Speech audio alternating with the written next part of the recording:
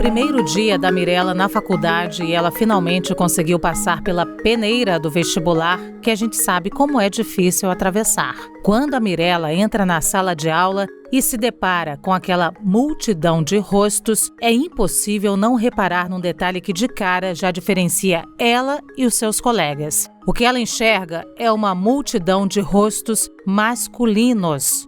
É claro que com o tempo essa diferença de gênero gritante logo foi se revelando maior do que um simples detalhe. Abre aspas. Na sala de aula só tinha homens e o professor. As meninas que tinham entrado comigo tinham desistido. Então, eu me sentia completamente sozinha. Resolvi passar um tempo longe da física. Fecha aspas. O que para a Mirella foi um tempo, para a Cibele acabou sendo um ponto final. A estudante acabou desistindo do curso e do sonho de ser uma grande física quando percebeu que a presença ostensiva dos homens, aliada a uma ausência quase gritante de mulheres, poderia resultar em outras violências que iam além daquela solidão dolorida que a Mirella contou. Eu tô falando de algumas violências tipo essa aqui, abre aspas. Uma vez defendi uma tese na frente do reitor e mais 6 homens. Eles me observavam dos pés à cabeça. Eu ficava mal nessas situações. Fecha aspas.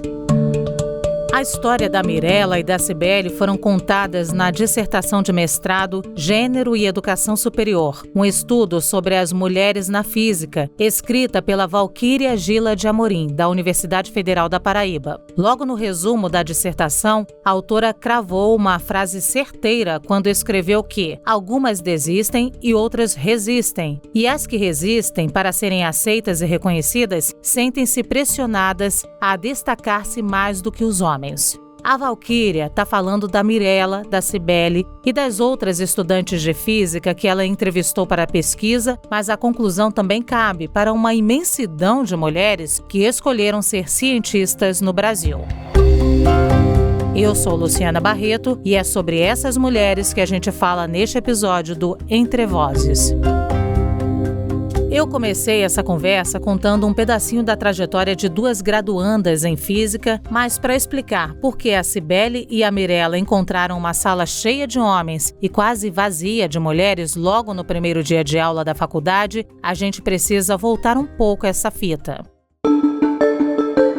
Os obstáculos que afastam as mulheres da ciência começam bem antes disso. Uma pesquisa publicada em 2017 na revista científica Science mostrou que os estereótipos de gênero, aqueles que fazem muita gente acreditar, por exemplo, que homens são naturalmente melhores com os números do que nós, mulheres, começam a aparecer por volta dos 5 anos de idade. Os pesquisadores, autores do estudo, também concluíram que nessa faixa etária, muitas meninas já acreditam piamente que os meninos são mais inteligentes que elas. É assim que muitas já decidem logo cedo que as áreas de ciência, tecnologia, engenharia ou matemática não são para elas. Acho importante explicar que a reunião dessas ciências que eu listei agora forma a sigla em inglês STEM, que também são conhecidas como Hard Science. O que acontece uns 12 anos depois que as meninas começam a formar essa noção deturpada de que não servem para as ciências exatas, eu exemplifico com um número. Em 2016, só tinham 6 mulheres em uma sala de 41 alunos do curso de Ciência da Computação da Universidade de São Paulo. Acho que, a essa altura, deu para entender por que a história das mulheres com a ciência começa cedo, né? Mas agora eu vou fazer uma pausa nessa nossa linha do tempo maluca para esclarecer um ponto aqui. Quando a gente fala em ciência e cientista, pode ser que apareça um monte de imagens prontas na nossa cabeça. Uma sala cheia de tubos de ensaio, alguém rabiscando números em uma lousa gigante, tipo aquela do filme Estrelas Além do Tempo, jalecos brancos, computadores ultramodernos. Você não está completamente errado não, mas ao lado dessas imagens, acrescenta também uma mesa cheia de livros para ler, folhas em branco esperando uma tese sobre literatura grega ou qualquer coisa do tipo. Pesquisador é aquele que produz ciência, conhecimento, em qualquer área que seja, tá? Anotado? Isso melhora um pouco as coisas para o lado das cientistas, já que em várias áreas, como na saúde, elas formam a maioria dos pesquisadores. Só que tem um outro problema. Um velho conhecido do mercado de trabalho que também extrapola para o meio acadêmico. O que acontece é que na pirâmide da ciência, as mulheres formam a base. Apesar de serem a maioria na graduação, no mestrado, no doutorado e até no pós-doutorado no país, poucas conseguem fazer parte da nata da ciência aqui no Brasil. Essa nata, que lidera grupos de pesquisa, recebe as bolsas mais altas e prestigiadas, como a Bolsa de Produtividade do CNPq, que é reservada aos colegas homens. Digo mais, o topo dessa pirâmide, que é formado por pesquisadores que recebem bolsas no nível A1 ou sênior, é 75% masculina. Olá, eu sou a Jay Carrillo, eu sou física pela Unicamp, agora eu tô no mestrado também em física, mas física e educação, num programa chamado PSIM. Eu trabalho com autoras de ficção científica e a influência delas no ensino de física. Eu também sou participante dos podcasts Mundo Freak Confidencial e Intervalo de Confiança. Eu já tô com eles tem mais ou menos uns 2 anos, faço pauta e sou coordenadora de pautas do Mundo Freak e faço algumas pautas também no Intervalo de Confiança. A minha relação com a ciência, ela só começou de fato quando eu tive dificuldade em matemática na 7ª série, quando tirei uma nota vermelha, a primeira nota vermelha na minha vida. Então, os meus pais decidiram me colocar no Kumon, e como o Kumon, ele é muito maquinal, você aprende por repetição, eu acabei gostando daquilo, e aquilo me ajudou muito a resolver várias continhas que tinha na escola, e isso me fez me interessar muito mais por matemáticas e física, né? Quando eu entrei no ensino médio. Na verdade, foi no ensino médio, no primeiro ano, que eu decidi de fato que eu gostava muito de exatas. E era aquilo que eu queria fazer de fato quando eu fosse pra faculdade. E foi aí que de fato os meus pais começaram a me estimular para ciências, porque antes eu era estimulada muito pra literatura, pra leitura. Então, a partir disso, foi o começo de tudo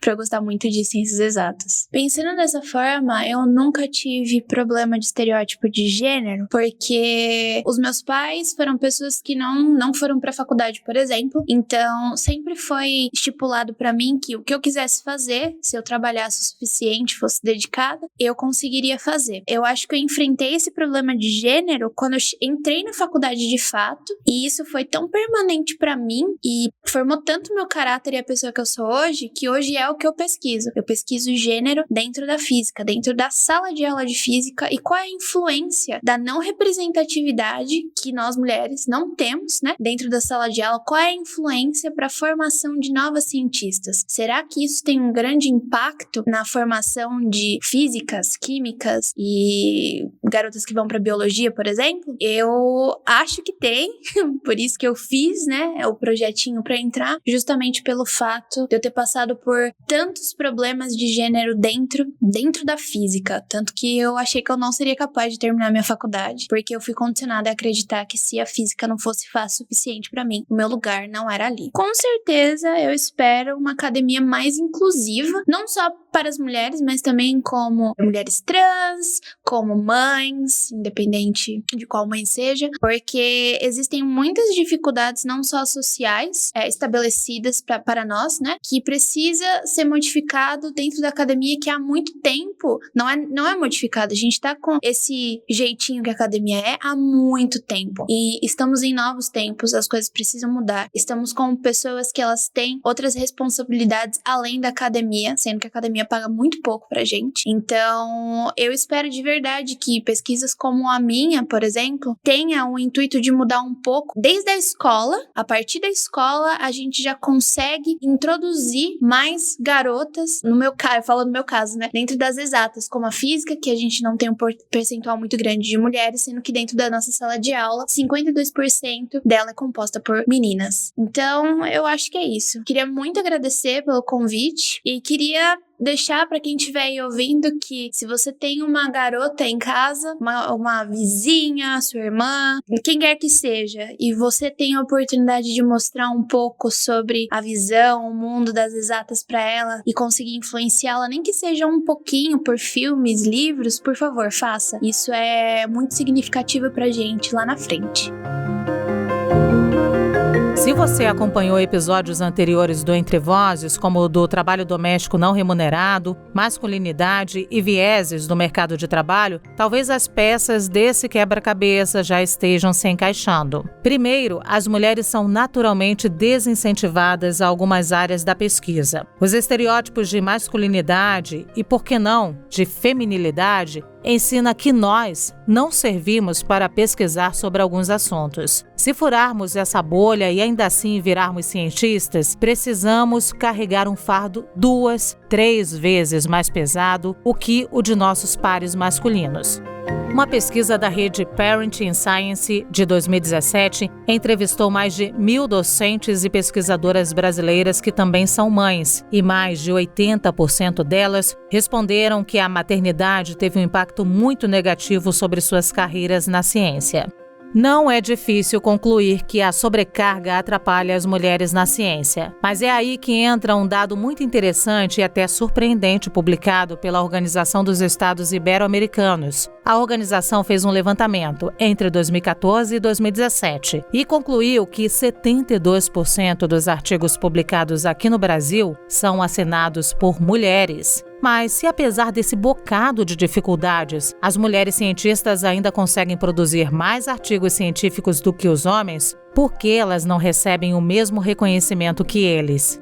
É o que a gente se pergunta quando olha para a lista de laureados do Prêmio Nobel, figurada por 57 mulheres e 873 homens. As mulheres cientistas de hoje ainda sofrem de um mal parecido como o de Mileva Einstein, que ajudou seu marido a formular a teoria da relatividade, mas não subiu no palco para receber o Nobel por isso. Aliás, ela sequer passou nos exames finais da universidade. E olha que algumas notas dela eram até maiores que a de Albert Einstein.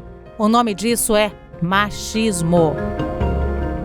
É por tudo isso que a analista do CNPq, Bettina Stefanello Lima, diz que as mulheres não enfrentam um único teto de vidro que impede que elas avancem na carreira científica. Elas transitam por um verdadeiro labirinto de cristal. Para nos ajudar a entender os meandros desse labirinto, eu falo nesse episódio do Entre Vozes com a Sônia Guimarães, que é professora do Instituto Tecnológico da Aeronáutica, o ITA. A Sônia também é a primeira brasileira negra a se tornar doutora em física. Seja muito bem-vinda ao Entre Vozes, Sônia. Eu que agradeço o convite, agradeço a oportunidade, estou bem contente de estar aqui com vocês. Sônia, eu quero fazer uma volta aí na sua história, porque a gente já disse aqui no Entre Vozes que as meninas são desestimuladas a seguir carreiras de ciência. Você teve isso na sua história? Nunca minha mãe ou meu pai me disse, não, você não vai conseguir. Eu sempre adorei números, desde bem pequenininha. Eu sempre fui, pelo menos, a segunda melhor aluna em matemática. Bom, a segunda melhor aluna em toda a minha vida, e a matemática sempre foi a minha paixão. Então, nunca ninguém me disse, não, você não vai conseguir. Nunca, nunca. E você acha que isso fez diferença na sua carreira? Sem sombra de dúvida. Sempre que eu precisei de apoio dos meus pais ou de toda a minha família, o apoio estava ali imediatamente. E isso é fundamental. Você tem que estar ali dizendo para o teu filho e para a tua filha, você vai conseguir sim. Mesmo que eles digam, eu quero ser presidenta ou presidente da República. Sim. E faça todo o possível para que eles consigam. Fim. Não importa a cor deles, nem o gênero, nada. Faça todo o possível. E aí eles vão conseguir com certeza. Sônia, você ainda é professora. Eu te pergunto, você percebe num país como o Brasil, machista e racista, nós sabemos, que ainda existe esse desestímulo para as meninas negras, para os meninos negros? Sem sombra de dúvida, a cada segundo. Eu dou muitas palestras pelo Brasil todo e as meninas vêm chorando no meu ombro. O meu professor disse, menina negra fazendo física na Universidade Estadual da Bahia, o meu professor disse que o meu trabalho vale valeria até 10. Só porque eu sou mulher, ele me deu 8,5. Na frente de todo mundo na sala. E ela nunca iria conseguir um testemunho para denunciar esse professor, porque é esse professor que avalia no final do semestre. Quem é que ia testemunhar a favor dela contra um professor que te dá a nota? Mais do que isso, a classe inteirinha começou. Ela era, tinha mais uma menina negra. Ela era a segunda menina, tinha 2 meninas só, as 2 negras. A classe toda começou a rir. Isso era engraçado. Quer dizer, sabe, a coisa é muito, muito, muito, muito injusta. Você vê alguma solução, alguma saída para isso? Para essa menina, eu pedi para ela denunciar. A pergunta dela foi: para quem? Eu falei: para os órgãos maiores na universidade. Eu tenho ouvido essa história de várias mulheres, graças a Deus a maioria delas nunca desistiu, mas elas denunciaram a órgãos altíssimos dentro da universidade. A universidade não fez nada, e aí eu estou incluindo inclusive assédio sexual. A universidade não fez nada, elas foram obrigadas a mudar da escola, porque senão elas não terminariam o mestrado, e estão fazendo doutorado do outro lado do país, literalmente. Uma saiu do Maranhão e a outra saiu do sul da Bahia. Uma está fazendo, agora já é doutora e professora no Rio Grande do Sul, e a outra está fazendo doutorado em Santa Catarina e saiu do Maranhão. A universidade não fez nada, então agora o que eu falo para as minhas meninas é: vai direto para a delegacia, faça um BO, porque essa pessoa tem que ser punida. Para isso diminuir, essas pessoas que são machistas e racistas têm que ser punidas, mas punidas mesmo, punidas de uma forma exemplar, para que o outro não faça, ele vai perceber. Então, a punição tem que ser real, tem que existir. Você falou ainda agora desse trânsito doméstico desses cérebros. Eu quero falar desse trânsito fora do país. Mulheres, pesquisadoras, acabam saindo do país para sair dessa situação que a gente tem aqui. O que você pensa sobre isso? E você já pensou em fazer uma carreira científica lá fora também? Muitas fazem, muitas nem voltam. Elas vão embora fazer mestrado ou doutorado e não voltam mais, porque aqui, na atual administração federal, com todos esses cortes de verbas, ainda tem mais a falta de recurso. E nesses lugares que elas estão, o recurso existe, então elas simplesmente não vêm embora. Mulheres, inclusive brancas, não são estimuladas para vir. Existem universidades no Brasil que não tem uma única mulher no Instituto de Física. E Sônia, como é ser uma professora, uma mulher professora? Você é a primeira doutora negra em física no Brasil. Como é ter esse título em meio a tantos homens? Você também já passou dificuldade como professora? Eu passo dificuldade todo o segundo com os meus colegas, com os meus alunos, com o técnico do laboratório. A vida das mulheres cientistas, a gente sabe, não é nem um pouquinho fácil, mas você vê alguma melhora para os próximos tempos? Mas eu digo próximos mesmo, bem rápido, tipo 1 década, 2 décadas. As meninas estão vindo. Esse ano, no ITA, entraram 17 meninas. Isso nunca tinha acontecido desde 1996. Nunca, 17 meninas. E devo te dizer, pelas fotos, pelo menos 3, é que eu não sei como elas se autodeclararam. As meninas estão aí, estão vindo, estão lutando. Os negros e as negras nas universidades estão montando coletivos negros. Em outras palavras, eles estão se aquilombando dentro das universidades, pois é lógico que, visto que a ação afirmativa é uma coisa tão nova e tão burlada, eles são realmente minorias ali dentro e eles estão se unindo. Sim, eu vejo uma luz no fundo do túnel. Não sei quando, espero que em 10, em 20 anos, mas a esperança existe. Eles não desistiram e estão lutando como loucos. Sônia, muito obrigada então por essa entrevista, que foi mais um testemunho, né? Muito de nada. Sempre que precisar, você já sabe onde me achar. Ótimo, foi um prazer falar com você. O prazer foi todo meu, a honra foi toda minha e eu que agradeço. Tchau. Tchau, tchau.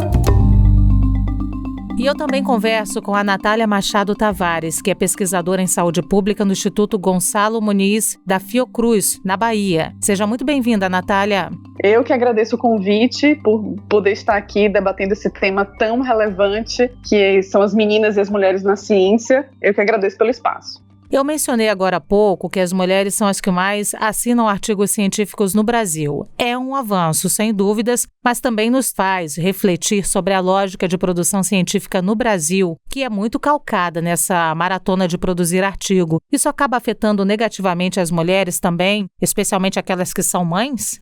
Sim, eu acho que foi um termo interessante que você usou de maratona de produzir artigos, que literalmente é uma maratona, né? E considerando que a produção, a publicação de artigo científico é a nossa principal métrica, né, objetivo de produção, isso de fato, sim, afeta muito mulheres nessa maratona, né? Então, é um desafio publicar esses artigos em revistas científicas internacionais de renome, porque tem um processo que é realmente duro, digamos assim. Essa é uma dificuldade, é um desafio que todos os cientistas passam, obviamente, mas quando você pensa na realidade de uma mulher cientista, o que principalmente é mãe, né, e cientista, isso acaba, sim, afetando a rotina dessas mulheres por toda a sobrecarga, né, de atividades e demandas que tem, e às vezes a gente precisa cumprir prazos muito específicos, né, para submissão desses artigos e respostas e revisões, enfim. Então, essa dificuldade, eu diria que esse desafio é ainda maior para mulheres, né, e isso com certeza afeta no que a gente tem como métrica de produtividade, né. Acho que esse dado é muito importante de ressaltar, né, o quanto as mulheres são produtivas no Brasil, mas apesar de todos esses desafios, né, a gente consegue conquistar esses produtos, né, tão importantes para a carreira, né, de cientista. Como tem sido a sua rotina de mãe e pesquisadora durante a pandemia? Eu diria que tem sido uma jornada tripla, quádrupla.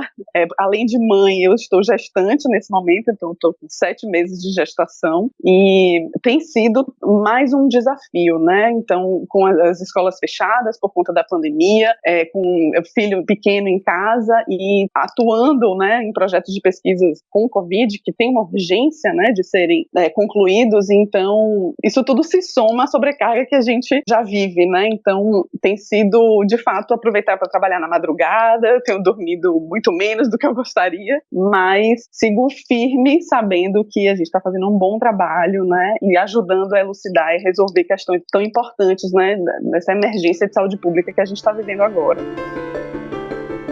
A desvalorização de algumas áreas do conhecimento frente a outras também resulta nessa desvalorização das mulheres cientistas? Sim, eu acho que sim. Existem certas áreas do conhecimento que acabam sendo desvalorizadas por, enfim, uma série de questões, e isso acaba por desincentivar, né, que mulheres participem e se enxerguem ocupando esses ambientes, né? Esses ambientes acadêmicos acabam sendo vistos como hostis para as meninas, e é exatamente esse caminho inverso que a gente vem fazendo, né, de que esses ambientes sejam também possíveis para meninas, né, e mulheres atuarem nesses campos. Então tem áreas, por exemplo, humanas, né, as filosofias, que nesse momento, por exemplo, que a gente está vivendo de pandemia, acabam recebendo menos recursos, né, menos financiamento, e essas áreas são muito importantes para a gente exatamente debater essas questões, né, e essas desigualdades, e propor medidas, ações, né, que minimizem essas diferenças, né? Então é por isso que a gente vem trazendo de forma muito prática essas ações e esses debates, né? A gente aqui a Fiocruz como um todo já tem alguns anos trabalhando com projetos que incentivem a participação de meninas e mulheres, mas a gente está trazendo um recorte aqui da nossa atuação, que é na área de saúde, né? A gente vê muitas meninas nesses ambientes, mas ainda assim, quando a gente olha as posições de liderança, de chefia, nós ainda somos minorias, né? E isso não quer dizer que seja por falta de mulheres que estejam à altura desses cargos, né? É realmente uma questão de acesso, de possibilidades para essas mulheres. A falta de investimento na ciência também penaliza mais as mulheres? Com certeza, quando os recursos são escassos, né, e a gente relembra aqui a questão as métricas que são utilizadas quando a gente, por exemplo, concorre a editais, né, quando a gente busca financiamento para projetos de pesquisa, essas métricas colocam todos os proponentes no mesmo nível, né, eles concorrem igualmente por aquele recurso financeiro. Só que a gente precisa lembrar dessas questões que afetam a produtividade das mulheres, né, então é um outro tema também que a gente vem trazendo muito à tona, é que isso seja ponderado nas avaliações, né? Que a produtividade de mulheres, principalmente que têm mães, por exemplo, se essa mulher tem um filho ou se ela tem 2 filhos, isso precisa precisa ser ponderado na avaliação dela, né? Então a gente precisa trazer o termo de equidade, né? Então as avaliações e as métricas precisam ser ponderadas para o que aquele cientista, né, o que aquele pesquisador viveu ao longo da vida dele, porque senão isso vai jogar com certeza as mulheres e principalmente as mães lá para o final da fila, para que possam concorrer a esse recurso que já está escasso, né? Então a gente já tem visto isso acontecer em alguns editais, que a gente vê essa ponderação, né? Então mulheres que têm filhos, elas têm uma outra categoria de concorrência, digamos assim, né, que é um pouco mais ampla para essas mulheres. Então a gente tem visto essas pequenas conquistas, né, que já nos trazem uma alegria, um conforto, mas a gente segue precisando debater muito, né, esse tema ainda. Como a gente tem feito, né, sempre que possível a gente dedica o tempo a projetos que fazem esse tipo de ação, né, então a gente precisa de recurso para isso,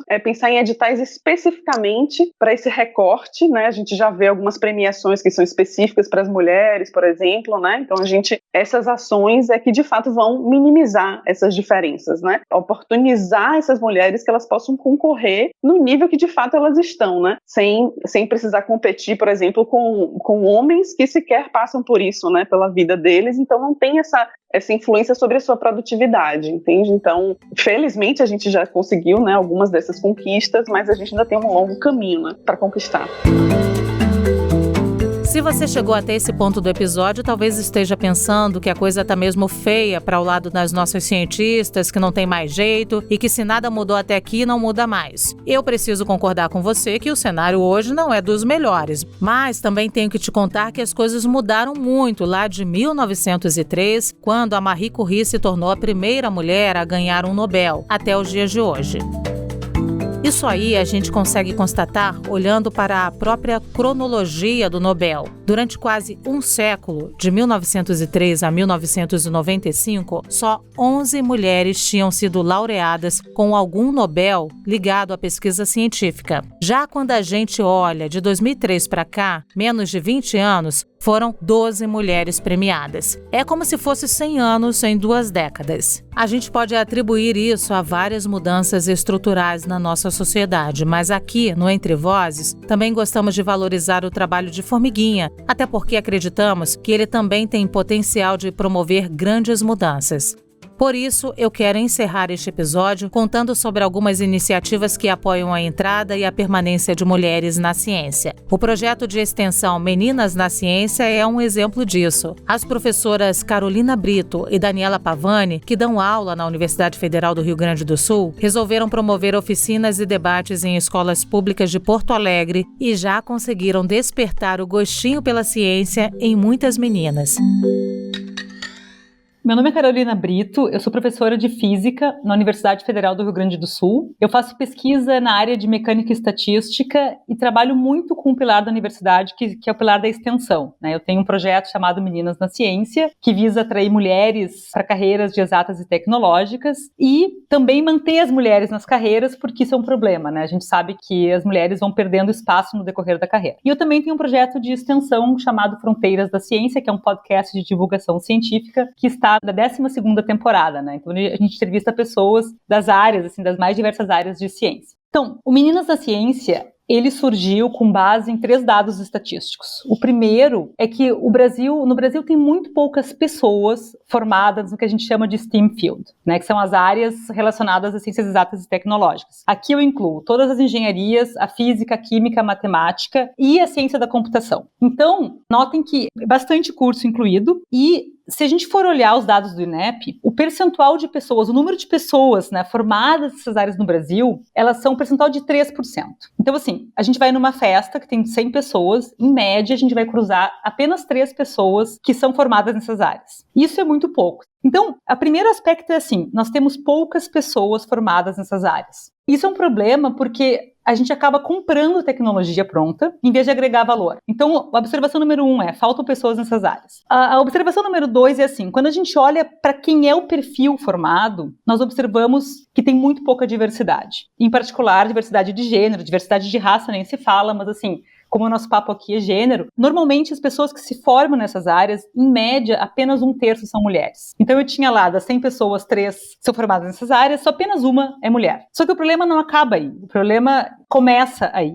O problema continua porque as mulheres perdem espaço no decorrer da carreira. Nesse efeito que a gente chama de efeito tesoura ou teto de vidro, né? Tem vários nomes para esse fenômeno, porque é um fenômeno muito conhecido e, infelizmente, muito comum. Esse fenômeno, ele é o seguinte, a gente observa em todas as carreiras que nós temos medidas que as mulheres têm um certo percentual na graduação, que se reduz no doutorado e mestrado, né? E depois se reduz ainda mais quando a gente é professora, por exemplo. Na física, que é a minha área, que é uma área onde esse efeito é muito dramático, as meninas que têm bolsa, né? Como a gente mede na nossa área, em termos de bolsa, é uma das medidas. Então, as bolsistas de iniciação científica são em torno de 30%, então bolsas na graduação. Quando a gente vai doutorado e mestrado, passa para 20%. Professoras como eu, que tem bolsa de produtividade em pesquisa, passa para 15%. E dentro dessa áreazinha de pesquisa, tem ainda subdivisões, né? Então, o nível máximo é o nível 1A, que é quando é topo de carreira, nós somos 5%. Então, notem que a gente era 30% lá na graduação e passa para 5%. E o problema não acaba aí, porque quando a gente olha o percentual de mulheres na Academia Brasileira de Ciências, que é o topo de carreira, nós somos 4%.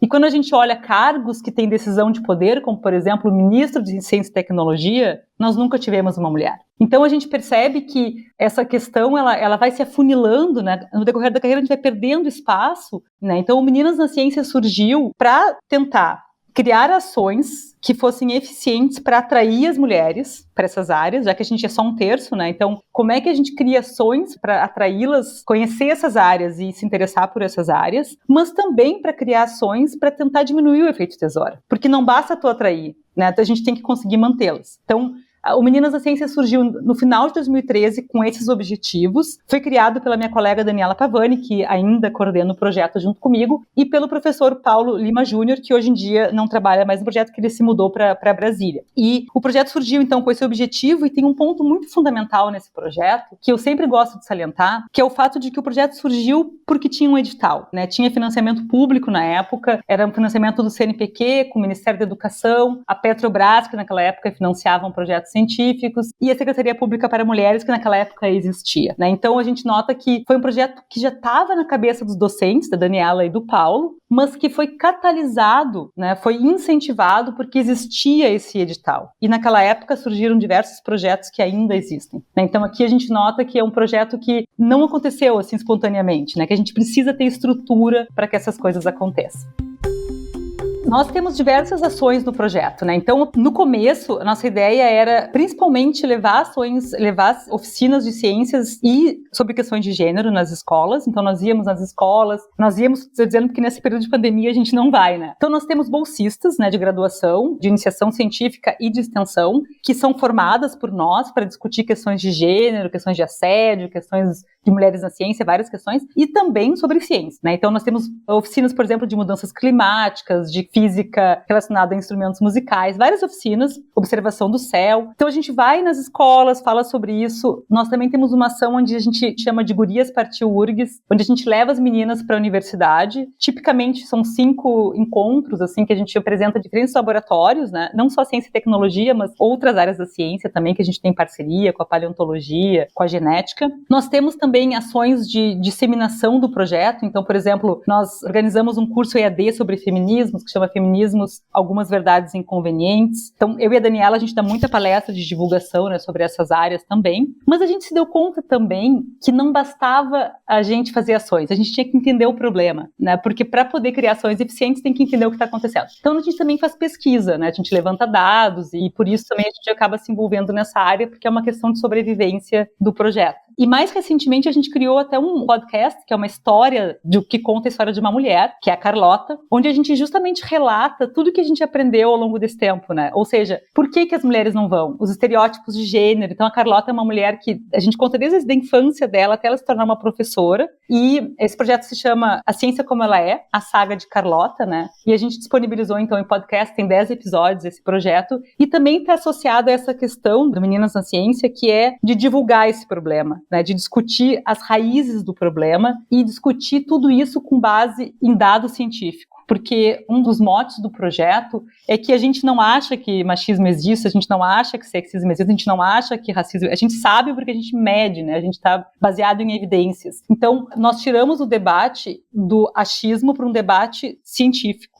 Eu queria comentar uma coisa que para mim é muito importante também, que ao longo desse projeto, uma das coisas que mais me impressionou, muitas coisas me impressionaram, mas assim, para mim, acho que se eu tivesse que dizer o que mais me chocou até hoje, foi quando a gente levou uma turma de meninas que estudavam numa escola que fica a 2 quilômetros da universidade onde eu trabalho, da URGS, do campus onde eu trabalho aqui em Porto Alegre, e essas meninas, de todas elas, nenhuma conhecia alguém que tivesse ido para a universidade. Então, elas não sabiam que a universidade era um espaço possível. Então isso é um problema que transcende o gênero, que tem a ver com o fato de que a gente tem uma diferença social abismal no Brasil. Então a primeira coisa que eu acho que a gente precisaria ultrapassar é o fato de que as pessoas muitas vezes não buscam a ciência porque nem sabem que existe a possibilidade. Então não só da ciência, mas de uma área de história, de sociologia, de qualquer área. As meninas, no caso em que a gente trabalha, não veem a universidade porque não sabem que ela existe. Então assim, eu acho que o primeiro grande obstáculo a ser transposto é uma questão de diferença social que é abismal. Que elas possam conhecer a oportunidade, porque isso vai mudar a carreira delas, né? Porque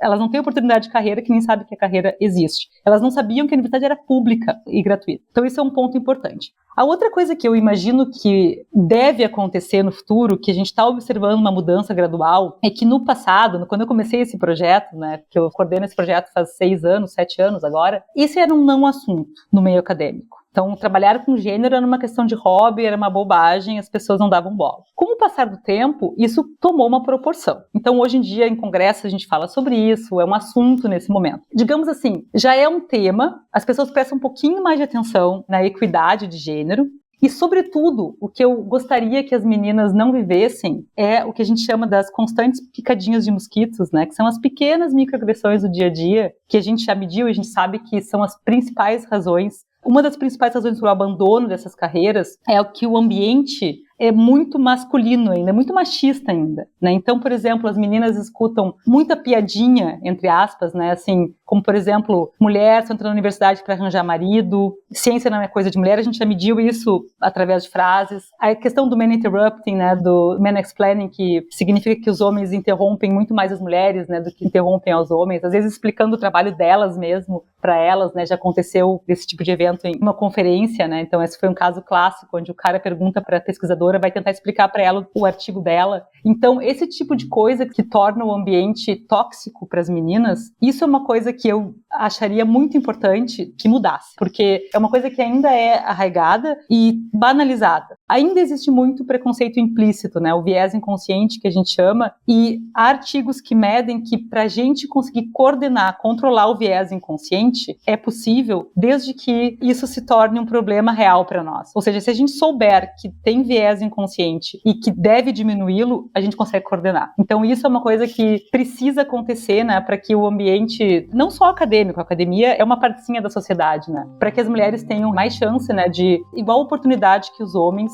em todas as áreas. E também tem iniciativas e campanhas que buscam corrigir as distorções na outra ponta, das mulheres que já entraram na ciência, mas enfrentam todos esses problemas que a gente já falou no episódio. A Fernanda Stanisławski, que é criadora do Parenting in Science, endossa um movimento chamado Maternidade no Lattes. Esse movimento incentiva que as mulheres escrevam no campo da mini-biografia da plataforma Lattes quanto tempo elas dedicam aos cuidados com os filhos. A Fernanda enviou um relato para a gente contando um pouco da importância dessa iniciativa. Olá, meu nome é Fernanda Stanisławski, eu sou bióloga, sou docente da Universidade Federal do Rio Grande do Sul, sou a fundadora e a coordenadora do movimento Parenting Science. O nosso movimento surgiu em 2016 com o intuito de levantar na academia a discussão de o que acontece com a carreira de um cientista, com a chegada dos filhos, principalmente quando a gente está falando das nossas cientistas que se tornam mães. Na época, a gente não via essa discussão de uma maneira muito abrangente dentro da academia, e aí então a gente resolveu iniciar esse trabalho. O Parenting Science vem atuando desde então na geração de dados, trazendo números para essas discussões e propondo soluções na prática, propondo políticas e ações de apoio para cientistas mães que querem conciliar a sua carreira com a maternidade. As mães na academia acabam sendo bastante afetadas pela questão de tempo. Produzir conhecimento, fazer ciência não é algo que a gente faça das 9 às 5, não é algo que tem horário fixo, algo que não demande uma dedicação muito grande. Várias profissões também têm esse perfil, mas a ciência tem uma questão criativa muito grande que envolve a nossa disponibilidade de estar pensando, de estar agindo de uma maneira constante em relação àquilo que a gente está produzindo. E com a chegada dos filhos, obviamente, isso muda bastante, né? Então, a vida de uma mulher acadêmica que se torna mãe é muito impactada neste quesito. E como a gente não tem políticas de apoio, né, a mulher enfrenta uma queda de produtividade que é normal com a chegada do filho, aquele período da licença, de adaptação dessa nova vida na nossa vida. Então, essa falta de políticas de apoio faz com que essa queda de produtividade, de publicações, acabe se estendendo por muito tempo. E aí a gente acaba entrando num círculo vicioso, onde a gente produz menos, e aí com menos produção a gente ganha menos verba, menos bolsas, e aí começa a produzir menos ainda. Então, a importância de falar sobre isso dentro da academia é, primeiro, uma mudança cultural, de como a maternidade é enxergada dentro da academia, mas principalmente para a gente conseguir desenvolver políticas de apoios reais, políticas que minimizem esse impacto da chegada dos filhos e que garantam a permanência e a progressão das mulheres mães dentro da academia. Hoje em dia a gente precisa de uma academia aberta, que tem que entender que existem muitas trajetórias, muitos percursos de vida de todos os cientistas e as pessoas que compõem a academia hoje. Então a gente precisa respeitar esses percursos de vida, essas diferenças que a gente tem, e eu espero que seja isso que a gente encontre no futuro, uma academia aberta, justa e de real excelência e diversidade. Esse episódio do Entre Vozes fica por aqui. Até a próxima!